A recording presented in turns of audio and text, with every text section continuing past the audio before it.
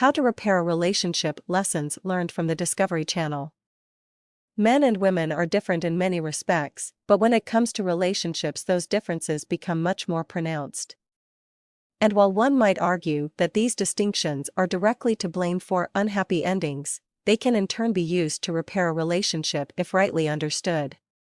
The purpose of this article is to point them out, explain why they exist, and how you can effectively leverage them when attempting to repair your own relationship. First, let's establish the main difference between men and women and what they seek out in relationships.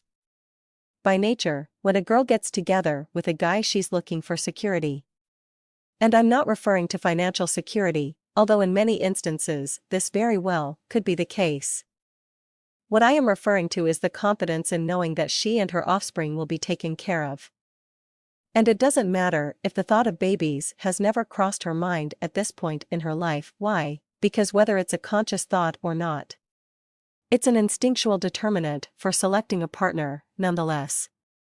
This is the way that nature genetically wired women to behave. They seek out dominant males that can ensure the successful propagation of their genes. Don't believe me? Just spend an afternoon watching the Discovery Channel to see how valid this statement is. So, with this in mind, it's easy to understand what men seek out in relationships: to provide security for their partners. Again, and just like with women, this may not be in the forefront of a guy's thoughts when selecting his mate, but it is his own specific motivator for getting with a girl, nonetheless. So, how does all of this fit into relationship repair? It's simple. If women are seeking security in their relationships, then men must strive to provide it.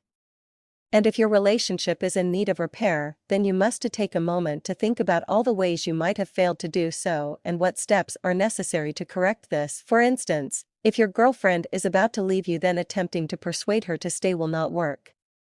Why? Because it's an act of desperation that screams of insecurity.